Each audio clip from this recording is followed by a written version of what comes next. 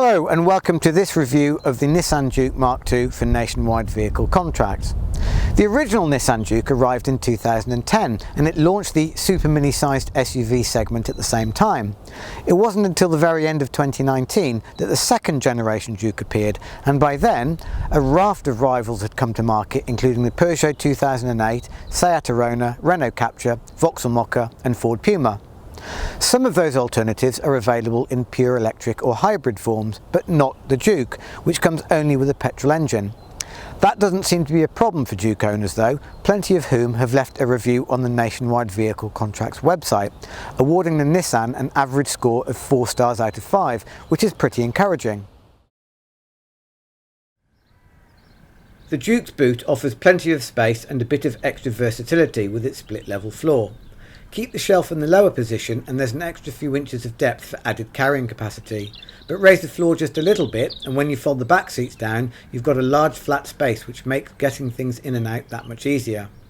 With the back seat in place, the boot can hold 422 litres of luggage, but if you drop the seat down this jumps to 1305 litres, and those figures put the Juke towards the top of its class. The Juke is Nissan's smallest SUV, but that doesn't mean its interior is short of space. There's plenty of room for 4, or 5 if the 3 in the back aren't too big. However, there's plenty of head and leg room unless those up front are especially tall, in which case they'll need to have their seats well back. Although there's a decent amount of room in the rear, it doesn't necessarily feel all that spacious because of the shallow windows and black headlining.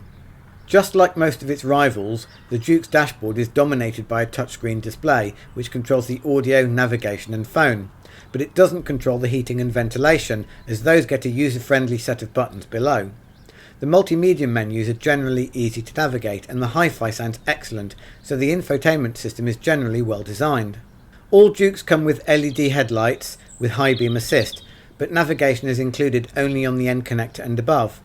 The entry-level Vizier gets a 4.2-inch dash display, but the Ascenter and above brings the 8-inch screen shown here, along with a rear parking camera that also incorporates a round view, which allows you to see any hazards near your car as you manoeuvre it. All in all, it's a comprehensively spec'd offering. All Jukes come with a 1-litre 3-cylinder petrol engine rated at 113 horsepower, but there's a choice of manual or automatic gearboxes. The Auto is a dual clutch system as tested here, so it's a very efficient transmission that's well suited to the small turbocharged engine up front.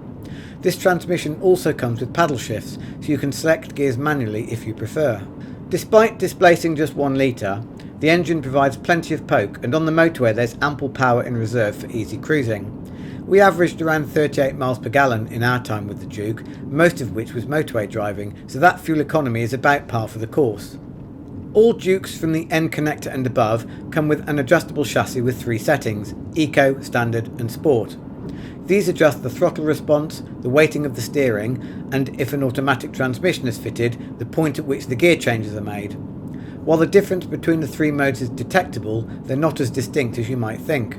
As you'd expect, the Juke also comes with lots of driver assistance systems, including adaptive cruise control, road sign recognition, blind spot warning and lane departure warning.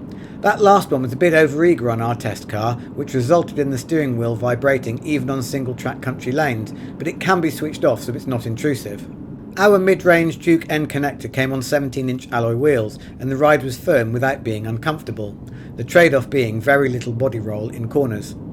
All models above the end connector come with 19-inch wheels, which make the ride noticeably firmer, so make sure you're okay with such big wheels before committing.